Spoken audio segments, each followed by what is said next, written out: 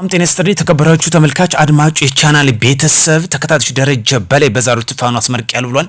ይሄን የቀነጨራ አካሄድ የማያዛልቅ ጉዞ መመለስበት ይሆናል። ከዛ በፊት በወሎም የተሰማ ጽንፈኛው ቡድን በደቡብ ወሎ ዞን ወግዲ ወረዳ ለማውደም የመጣውና ለመዝረፍ በተለይ ግንቦት 3 2018 ዓ.ም በወሰደው እንግዲህ የህዝብን ሀብት አውድሞ መውጣት ሆኖ የተመላከተው እጅግ አሳፋሪ ጉዳይ ተሽከርካሪዎች ሙሉ በሙሉ አውድሟቸው ወጧል። እነዚህ ናቸው እንግዲህ ሀገርን ተረክበን ነጻ እናሻግራለን የሚሉት እዚሁ ሰንወጣ በተለይ በጎጃም ላይ አስቂ ድራማ እየተሰራ ይገኛል። የጎጃም ቃል አቀባይ የሚል ከፍተኛ አመራር ነኝ ብሎ ራሱን የሰየመው በእግሩና በእጁ ላይ ከፍተኛ ጉዳት ካስተናገደ በኋላ እንደው ሻቀጥታ ወጥቶ ጥለውታን ወደ ተመለሰበትም 102ኛ ኮር አስረክበውታ ማለት ነው። እነዚህ ናቸው ወደ ሀገር እንረከባለን መንግስት እንመሰርታለን የሚሉት እዚሁ ሳንወጣም ደረጀ በላይ በዛሉት አስመርቀና ብሏል። ደረጀ የራሱ ሁለት ልጆችን አስበልቶ ዛሬም ሁለተኛ ዙር ታዳጊ ወጣቶችን አስመርቀን ለሀገር ነጻነትን ታገላለን እያለ ይገኛል። በዚህ በጣም ከሚገርመው በርካቶች ይገባሉ፣ ዘርፈው ይጠፋሉ፣ በርካቶችም ረግፈው ይቀራሉ። የፋኖ ትግል ይሄ ነው። ከዛ ውጭ ወንዝ አያሻግርም። 3 አመት ሙሉ ይሄው ከሰፈር ያልወጣ ጉዳይ ነው። በአንድ ወቅት ማርሸት ፀሐዬ በ3-4 ቀን ውስጥ እንጦጦ እንገባለን ያለው ዛሬ 3 አመት ሙሉ ከሰፈር ያልወጣ ትግል ወንዝ የማያሻግር መሆኑ በግልጽ ያመላክታል። ጦርነት በየትኛውም አቅጣጫ አያዛልቅም። ከመቀሌም በተለይ ጎይተህ በረሃ ተብሎ የሚታወቀው በህወሓት ታጣቂዎች እንግዲህ መያዙና ወደ እስር ቤት መግባቱ ተሰምቷል። ይህ ጉዳይም የህወሓት እብደት ወዴት እያመራ እንደሆነ በግልጽ የሚያሳይ ጉዳይ ነው። በተለይ ህወሓት ፕሬዚዳንት ሹመናን ብሏል። እስካሁን ድረስ ግን ሲያስተዳድር ወይም ደግሞ የመቀሌን ጊዜያዊ አስተዳደር ሲረከብ አላየ ነው። ፕሮፓጋንዳ ሾው እየሰራ ነው የሚገኘው። ሩሲያ የዓለማችን እጅግ ሀያል የተባለለትን የኒውክሌር ሚሳኤል ልታሰማራ መሆኑን ገልጻለች። የሩሲያ ፕሬዝዳንት ቭላድሚር ፑቲን ሀገራቸው በፈረንጆች የያዝነው አመት መጨረሻ ላይ በዓለም ላይ እጅግ ሀያል የተሰኘው የኒውክሌር ሚሳኤል የምታሰማራ መሆኑን አስታውቃለች። መግለጫ ባወጣው በዓለም አቀፍ ደረጃ ከፍተኛ ውጥረት በነገሰበትና በሞስኮ ወታደራዊ አቅሟን ለማዘመን የምታደርገው ጥረት አጠናክራ በቀጠለች በወቅት መሆኑ ተመላክቷል።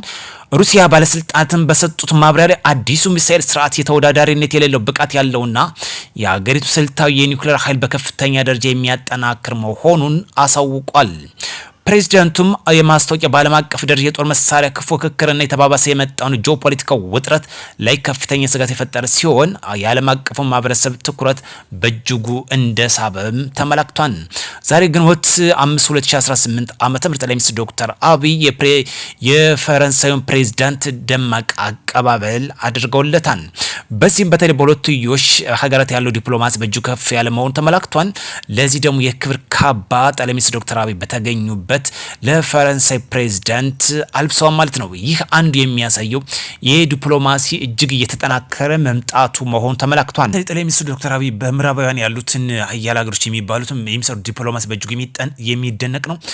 በዋነኛነት ታርጌት ያደረገው የተባበሩት ሀገራት ጋር ያለው ኢኮኖሚ መተሳሰር፣ ፖለቲካዊ፣ ማህበራዊ በሁለንተናው እድገት ለማምጣት ከፍተኛ አስተዋጽኦ እያበረከተ እንደሚገኝ የተመላከተው እንዲሁም የተባበሩት አረብ ኤሚሬቶች እና እስራኤል በቅንጅት በኢራን ላይ ግዙፍ ያሶልሄ የፔትሮሊየም ኬሚካል ማዕከል የሆነው ላይ ጥቃት መፈጸማቸው ተመላክቷል። በተለይ የመጀመሪያ የተሰኘውን እንግዲህ የተባበሩት አረብ ኤሚሬት እርምጃ እንደወሰደች ተገለጸው። በተለይ የተባበሩት አረብ ኤሚሬት እርምጃ እንደወሰደች ያስገደዳት በራሷ ላይ እንግዲህ ፋብሪካ ከፍተኛ የተባለው ቦርጅ የተባለውን ፋብሪካ ላይ ኢራን በሰነዘረች ጥቃት ያጸፋ ምላሽ መሆኑን አመላክታለች ነው እየተባለ የሚገኘው። ይህ ጉዳይ ውጥረቱን ከፍ ሊያደርገው እንደሚችል እየተመላከተ ይገኛል። የአሜሪካ የስለላ መረጃ የኢራን ሰፊ የሚሳኤል አቅም እንዳላትም አመላክቷል።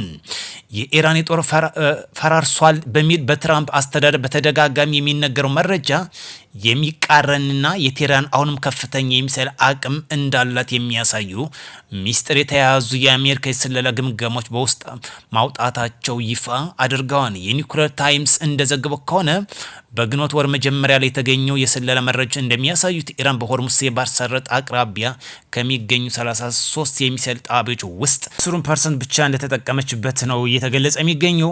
ስለዚህ ከፍተኛ የጦር ክምችት እንዳላት አሁንም እየተዘገበ ይገኛል። ኢራን ለሚፈጠረው ጉዳትም አጸፋ ምላሽ አጠናክራ ልትቀጥል ትችላለች የተባለ ስጋት እየደቀነ ይገኛል። የዓለማችን የነዳጅ ዋጋም እንዲሁ ሊቀጥል ከፍ ሊያደርገው እንደሚችልም ተመላክቷል ማለት ነው። በጣም የሚገርመው እንግዲህ የዓለማችን ሽኩቻ ብሔራዊ ጥቅማቸውን መሰረት አድርገው ነው። የኛ ሀገር ወደ ብሔርተኞች ስንመልስ ፕሮፓጋንዳ በመስራት ስልጣን ለመያዝ አሁን ማርሸትን በዋነኛነት የማነሳ ዘንድ ጥሩ አመራር ያለው ብቃት ያለው የተሻሉ ናቸው ተብለው የሚታሰቡ ናቸው። ነገር ግን ከራሳቸው አዙር ሳይወጡ ሀገርን ክልል ነጻ እናወጣለን የሚሉት እነዚህ በትንሽ በሰፈር የተያዙ በሰፈር ጥቅም የተሳሰሩ በሰፈር ስልጣን የተሳሰሩ እጅግ ሰፊ ሀገርን እንረከባለን ነጻ እናወጣለን የሚሉ የቀነጨረ ሀሳብ የያዙ ናቸው። ሀገራችን ነጻ ለማውጣት የሚያስብ ሰው ከሆነ ግን ለመጀመሪያ ጊዜ ኢትዮጵያ ማውደድ አለበት። እነዚህ ከጅምሩ ይታወቃል፣ ጽንሳቸው ይታወቃል። የቀነጨረ ሀሳብ የያዙ ናቸው። ጠቅላይ ሚኒስትሩ በጣም ከማድንቅባቸው አንድ ነገር ሀገራቸውን 100% ይወዳሉ። ባለሀብቶች ሲቀርቡና ለመዝረፍ ለምሳሌ በረከት ባለ ገበሬው በረከት መንሱር ጀማል ከጠቅላይ ሚኒስትሩ ጋር ያሳለፉት ጊዜ እነሱ ፎቶ ሲነሱ መንግስት ማታለል አይቻልም፣ ወንጀል ከሰራ ሰራ፣ በቃ ጠቅላይ ሚኒስትሩ የተናገረበት ነው። ሌባን ሌባ፣ ባለሀብት ከሆናችሁ ስሩ፣ ከሰረቃችሁ ደግሞ ትጠየቃላችሁ። አለቀ። ጠቅላይ ሚኒስትሩ አይደራደርም፣ ባይዘው ይሰራን። በስልጣንም ያለበትን ኃላፊነት በአግባቡ የተጠቀመበት መሪ ስሎ ባይዘው በጣም የሚገርሙ ከላይ እስከታች ድረስ ከስልጣን እስከታች ወርዶ የሚሰራ ጠቅላይ ሚኒስትር እኮ ነው። ስለዚህ በማንም ጋር አይለማመጥም፣ ከማንም ጋር ደግሞ አይደራደርም። በሰላማዊ መንገድ ይሰራን፣ ሀገሩን ያራምዳን። ይሄ 100% የማይቀር ጉዳይ ነው። በአፍሪካ ቀዳሚውን የኃይል በማምረት እኮ ኢትዮጵያ ነች።